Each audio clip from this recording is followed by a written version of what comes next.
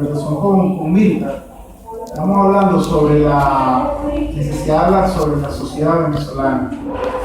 Sobre la sociedad venezolana, cómo ha sido su devenir, porque para comprender lo que está sucediendo en nuestro país en este momento, hay que comprender también los orígenes de cómo llegamos a donde estamos y de dónde venimos, porque es muy importante siempre partir de los orígenes. Ustedes en su profesión se van a conseguir con eso, y mi disertación va a tender un poco ahorita a tratar de lanzarle un misil a la visión departamentalizada que venimos arrastrando como en el proceso educativo, no solamente ahorita en la parte universitaria, sino desde que somos unos niños a unos adolescentes, allá unos adultos como ustedes, que dentro de poco, a la vuelta de unos 5 o 10 años, ustedes son los que van a dirigir este país. A la visión departamentalizada. El proceso educativo nos toma a nosotros y nos coloca como una especie de unas gringolas aquí. ¿Usted no ha visto esos caballos del siglo XIX que le ponían, para los mismos la carrera, que le ponen una gringola así para que no miren para acá ni miren para allá, sino que vayan encarrilados por un solo perfil? Y resulta que la profesión que ustedes escogieron va relacionada con todo. Y yo les quería, ya que estamos tratando el tema de la sociedad venezolana, hay una corriente pictórica que se llama el impresionismo. No sé si ustedes la han logrado ver. Por ejemplo, Monet, Corot, y aquí en el caso de Venezuela, Armando Reverón. El planteamiento plástico está planteado así en un conjunto, ¿verdad? Entonces, ustedes tienen, para que ustedes puedan percibir el cuadro, primero tienen que tomarse unos minutos, detenerse unos segundos allí a cierta distancia y empezar a tratar de abstraerse para comprender qué es lo que el artista impresionista les quiere decir a ustedes. Les quiere decir que ustedes empiezan a definir, mira, este trazo naranja es un sol, este trazo verde es una montaña. Entonces, cuando tú empiezas a tomar los elementos, a agarrar los elementos, entonces el cuadro se te presenta en su conjunto. La educación, al contrario del impresionismo, entonces departamentaliza. Entonces, tú te fijas nada más en una sola cosa y desde esa sola cosa pretendes interpretar el conjunto. Entonces no, hay que comprender el conjunto, comprenderlo y ver las distintas ramas que se van entrelazando. Asimismo, como un cuadro impresionista es la sociedad. La sociedad, hablemos de la sociedad en abstracto, para que después caigamos a la sociedad venezolana. Entonces, ustedes agarran aquí, por ejemplo, este cuadro que es azul, y agarra aquí, y ustedes ven un triángulo equilátero, ¿verdad? Entonces, agarra aquí otro triángulo aquí que pareciera medio sionista la cuestión. Entonces, lo envuelve en un círculo así, parece el símbolo de la estrella de David, pero no es lo que yo precisamente le quiero decir. Lo más alejado del sionismo soy yo. Entonces, ustedes ven así estos elementos y vamos a plantearle que esa sea la sociedad, por decirle sí. Ustedes dicen, perchida, para comprenderle como si estuviera frente a un cuadro de Monet o de Corot o de Armando Reverón, entonces te empiezan a definir, ¿qué me quiere decir estos, los elementos que están allí? Pues, ¿qué me quiere decir este trazo? ¿Qué me quiere decir esto? Entonces, así mismo, como les venía diciendo para remarcarle, así mismo es la sociedad. La sociedad tiene dos partes, o sea, se complementan a dos partes, de componentes y de ámbitos. Por ejemplo, uno de los componentes de la sociedad es la población, ¿verdad? Es la población, para que sea la sociedad, porque para que exista la interrelación tiene que haber la doble vía, pues. O sea, y uno solo no puede hacer esto, tiene que ser dos o más. de ahora en adelante. El individuo solo por sí mismo no es sociedad. Tiene que estar interrelacionado. ¿Sí? No se da este mensaje. Entonces, el primer componente es la población. El segundo componente, esta población tiene que estar sobre algo, y ese algo es el territorio, que sería otro componente. Y el tercer componente de la sociedad lo vendría a representar las instituciones.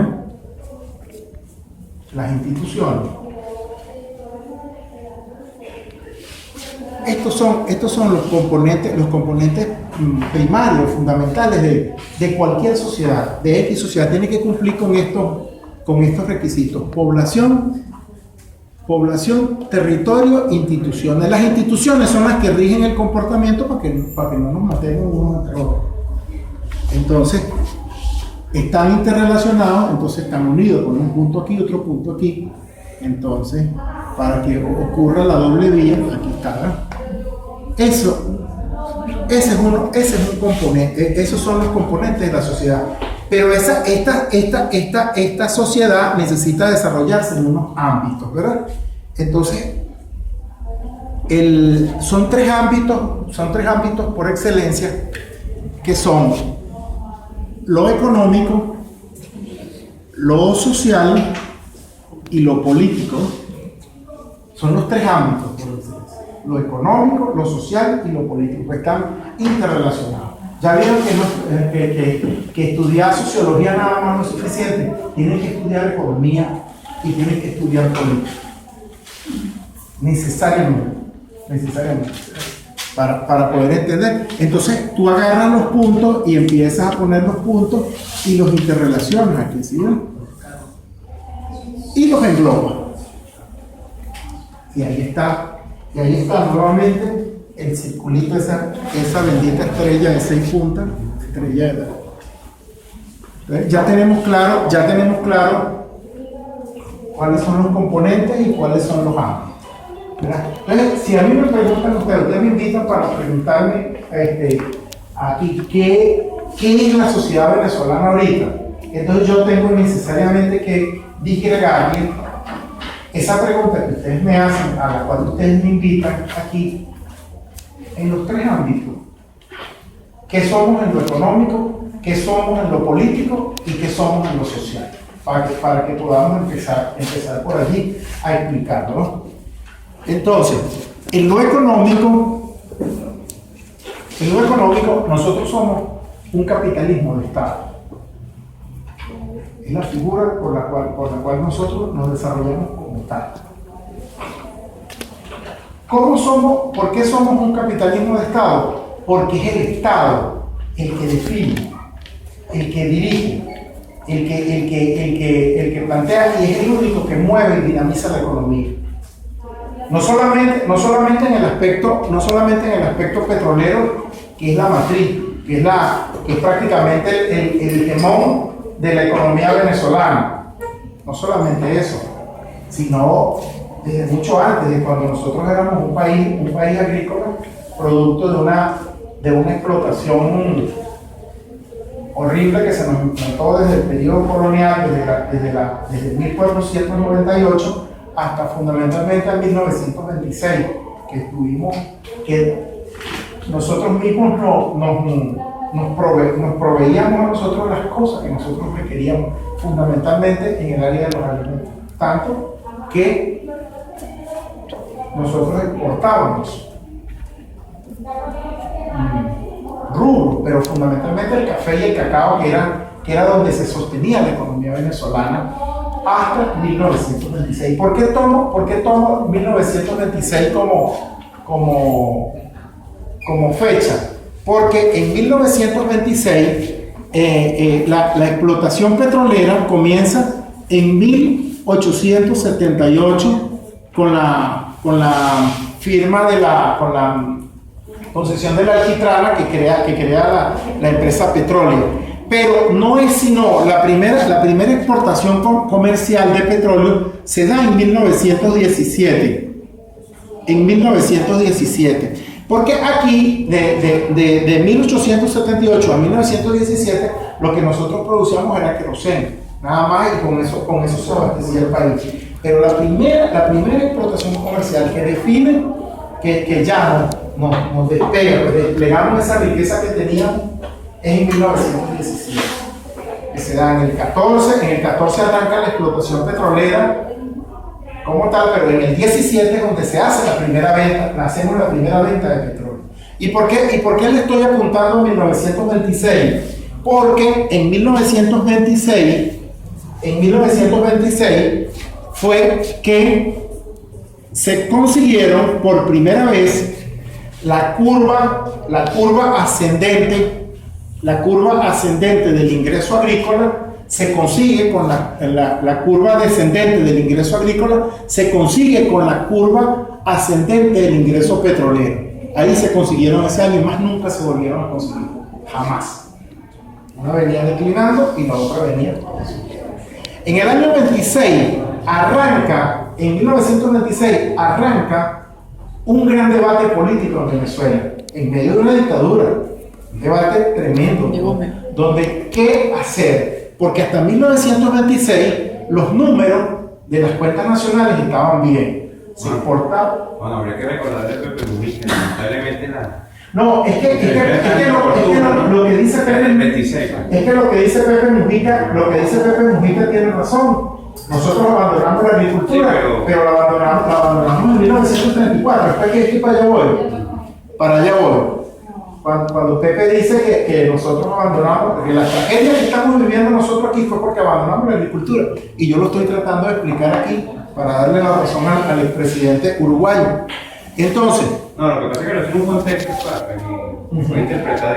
Ajá. Entonces, en 1926 se consiguen por primera vez para no encontrarse jamás esas dos curvas. Y ahí arranca un debate político en Venezuela bien interesante, en medio de una dictadura. Un muchacho de 26 años, diplomático, muy avanzado a su tiempo, murió muy joven, ¿cierto? Llamado Alberto Adriani. Él propone que, como las cuentas estaban bien, se pagaban las cuentas, el país se abastecía. ¿Qué hacer con este dinero, con estos ingresos fabulosos que están entrando al país? ¿Qué hacer? Entonces él proponía que ese dinero que estaba ingresando por esas ventas de petróleo, dirigirlo hacia el desarrollo agrícola. Dirigirnos al desarrollo agrícola mediante la ciencia, la tecnología y la mecanización. Él hablaba así, para que el desarrollo agrícola impulsara al desarrollo industrial en las ciudades. Los campos no se despoblaran y en las ciudades se desarrollara una clase obrera. Este análisis lo estoy agregando yo ahora. Ese análisis no estaba dentro del análisis de Adriani. Pero Adriani planteaba que el músculo del Estado, como ha sido siempre, y fuera la palanca inicial para ese despegue. Y la economía se fortaleciera. Esa cultura del trabajo que traíamos después de 4 siglos de explotación, la fortaleciéramos con esos ingresos que estaban llegando. Esa tesis de Adriani se conoció como la tesis desarrollista.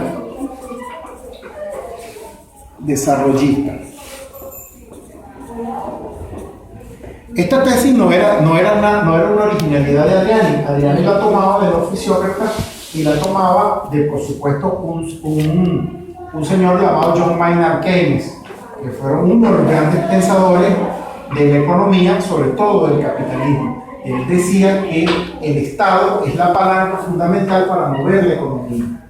Y de los fisiócratas la tomó Keynes. Y Adriani se apoyaba en ella. Adriani se apoyaba en ella para plantear su tesis desarrollista sobre Venezuela. Él veía que había una cultura de trabajo, una potencialidad y un chorro de dinero que estaba entrando, ¿verdad? Frente a esa tesis desarrollista, el ministro de Hacienda, Juan Vicente Gómez, un tipo ya adulto, tenía para ese momento tendría como 56 años, presidente del banco, un banquero llamado Vicente Lecuna, un historiador, él plantea que para que había que utilizar esos recursos que estaban ingresando, la orientación que había que darle a los recursos que estaban ingresando al país, había que era muy costoso producir adentro y afuera era muy barato comprar afuera, porque los precios afuera eran muy baratos y era mejor las cosas que necesitábamos comprarlas afuera, comprar. Y eso fue un debate bien interesante. El Banco Central publicó esos debates porque Lecuna respondía por el diario El Universal, la porquería del periódico esa que ustedes ven ahorita, y Adriani respondía por el periódico La Esfera. Y era un debate bien interesante. La izquierda en ese momento estaba exiliada, estaba en una dictadura, pero hubo interpretaciones bien interesantes, como el documento que produjo Salvador de la Plaza y Gustavo Machado en 1925, un año antes, que se llama La verdadera situación de Venezuela. Es un estudio de la sociedad venezolana desde el punto de vista marxista, que lo hace uno de los primeros estudios de interpretación de la realidad venezolana. Entonces, a la tesis desarrollista de Adriani se antepuso la tesis de Vicente Lecuna, que fue conocida con el nombre de la tesis rentística. La tesis rentística. Cuando ustedes oigan hablar del rentismo, es eso. El rentismo es vivir de una renta. Tenemos una renta, tenemos un dinero, entonces lo que yo necesito no lo produzco, sino que lo consumo en el exterior, y chévere, vivo de vida y voy pasando mi vida, por así. Entonces, cuando ustedes oigan hablar del rentismo, porque nuestros compañeros, los cuadros dirigentes de nuestro proceso, hablan del rentismo y pareciera que estuvieran hablando como de Dios. Que el rentismo y todo el rentismo, pero no lo explican. El rentismo es una política, fue instrumentada por un hombre, tuvo ejecutores que tuvieron nombre, apellido, hubo fecha, hubo momentos. Eso hay que tenerlo claro, que las cosas no salen de la nada. Porque hablar en abstracto del rentismo. ¿Ustedes tienen algo que decir? Sí. Lo que yo dije de un hombre y él dice puede ser una mujer, y yo no, pero yo me refería a hombre como persona, como humano. Sí, pero ese discurso. Pero son seres humanos, o sea, los sucesos, los acontecimientos que ocurren en la sociedad, los hacen los seres humanos. Y tienen momentos y tienen intereses también, y tienen intencionalidad. Eso hay que tenerlo claro. Porque se habla del rentismo abstracto y empezamos a hablar del rentismo y todo el rentismo, pero ojo, ya va, el rentismo tiene una fecha de que se instaló, porque nosotros no fuimos rentistas, no fuimos rentistas, somos rentistas de 90 años para acá, pero antes tuvimos otra forma de organización como sociedad, fuimos productivos. Entonces, esta tesis rentística, Juan Vicente Gómez, estamos hablando del año 26. Esto se extendió en el año 29, hubo un colapso de la economía mundial muy fuerte, conocido como el crack económico de 1929 en los Estados Unidos. La economía mundial se tambaleó muy fuerte. Y en agosto de 1934, el general Juan Vicente Gómez, presidente ya en las últimas etapas de su vida, el 8 de agosto de 1934 decide sobrevaluar el bolívar. Y ahí arranca prácticamente, esa es la fecha prácticamente de partida del rentismo como fenómeno determinante dentro de la economía venezolana. Y ahí sí se caracteriza nuestra economía. Ahí sí se convierte en una economía rentística, petrolera, monoproductor dependiente. O sea, somos un monoproductor porque tenemos una riqueza que no la trabajamos, que la extraemos, que la vendemos en el exterior, que en el exterior cobramos y traemos una renta que no la trabajamos nosotros, que no la producimos nosotros. ¿Qué trajo como consecuencia de eso? Que nuestra capacidad de compra superaba el esfuerzo productivo. Y ahí no solamente se creó un carácter en la economía que define al capitalismo de Estado que tenemos nosotros, sino que también se genera una cultura. Una cultura. Lo que ustedes están viendo ahorita, en lo que vivimos a diario todos los días, es esa cultura rentística, que su mayor lógica es la obtención de la máxima ganancia al cero esfuerzo. Usted no se da cuenta antes que todo saliera que tú comprabas este teléfono en 10 bolívares y lo querías vender en 200. Ustedes no llegaron a escuchar que en este país era el único sitio donde los carros no se devaluaban. Que tú sacas, tú en Europa, en el mundo capitalista, porque el capitalismo que se desarrolla fuera de Venezuela es un capitalismo basado en la explotación del trabajo. No es basado en la explotación de un recurso natural. Entonces, ahí ese capitalismo se desarrolla de otra forma. Nosotros nos desarrollamos de otra manera. Somos un capitalismo rentístico, un capitalismo de Estado. Y a nosotros lo que con esta situación que estamos viendo ahorita, lo que hicieron fue despertar